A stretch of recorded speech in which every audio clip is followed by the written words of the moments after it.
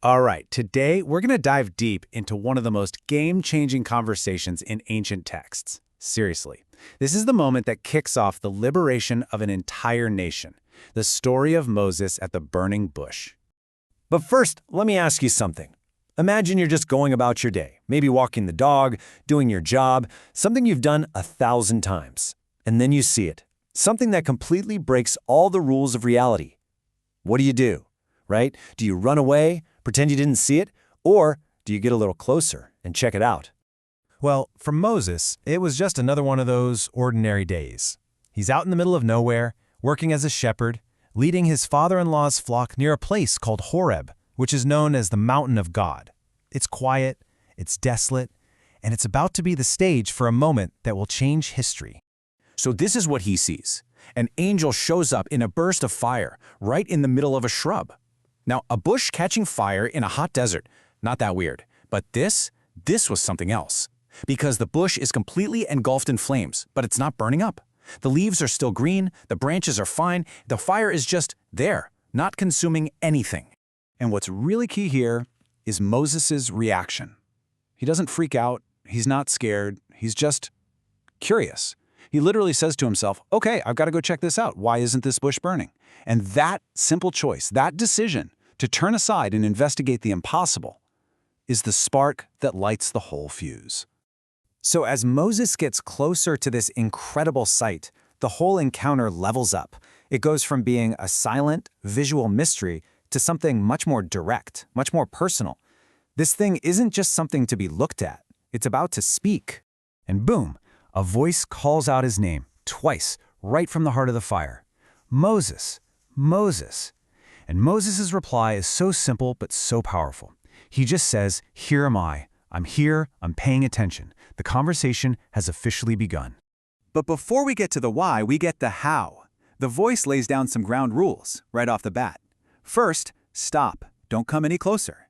Second, take off your shoes. Why? Because the very ground you're standing on is now holy. In an instant, this ordinary patch of desert becomes a sacred space. Then comes the big reveal. The voice identifies itself.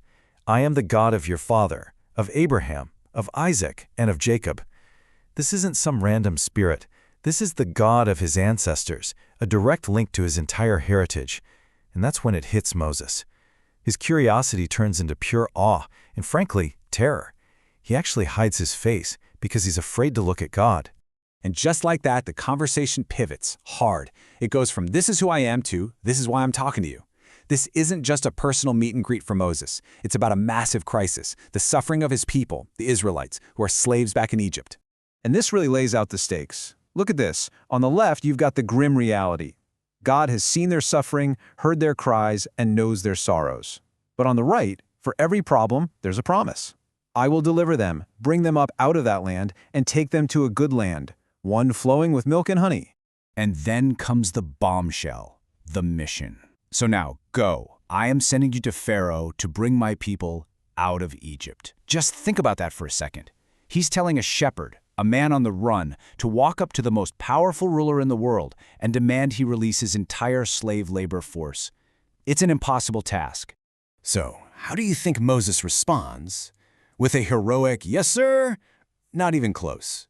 He responds with something way more human, way more relatable. He responds with overwhelming self-doubt. This is where the divine plan comes crashing into raw human insecurity. His very first question says it all. It's not, how will I do this? It's, who am I to do this?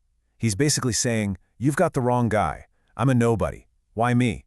It's this deep, profound feeling of being completely and utterly unqualified. And God's answer here is just perfect.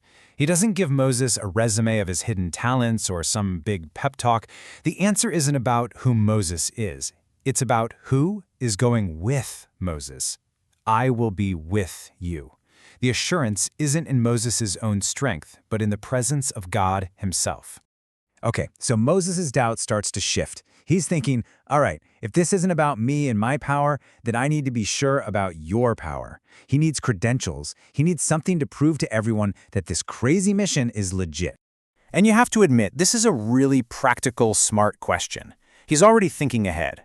He knows he can't just walk up to the Israelite elders and say, "God sent me." They're going to look at him and say, "Oh yeah? Which God? What's his name?" He needs an answer.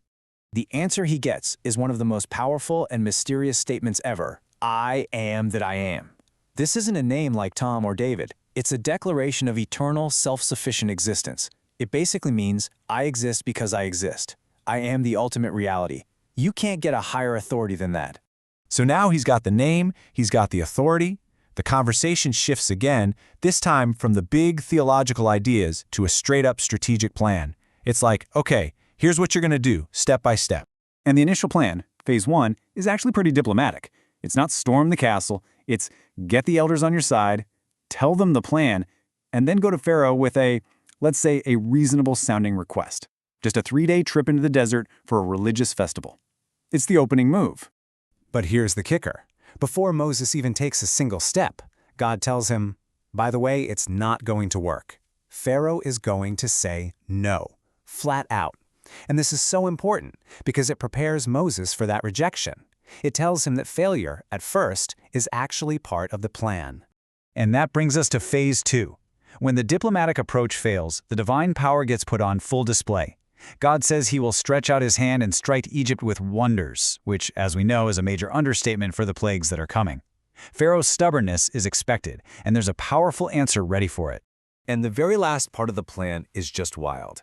When the Israelites finally leave, they aren't going to run out of there with nothing. They're told to ask their Egyptian neighbors for silver, gold, and fine clothing. It's framed as them spoiling the Egyptians, which is essentially a form of back pay for generations of slave labor. So we end up back here with this one big question. How does this whole massive, epic story of freedom and the founding of a nation all begin? It doesn't start with a hero charging into battle. It starts with a shepherd getting curious about a weird plant, having a moment of massive self-doubt, and getting a simple, powerful promise. I will be with you. Makes you wonder, doesn't it? How often does history turn not on bold certainty, but on someone's willingness to just turn aside, face the impossible, and ask, why not me?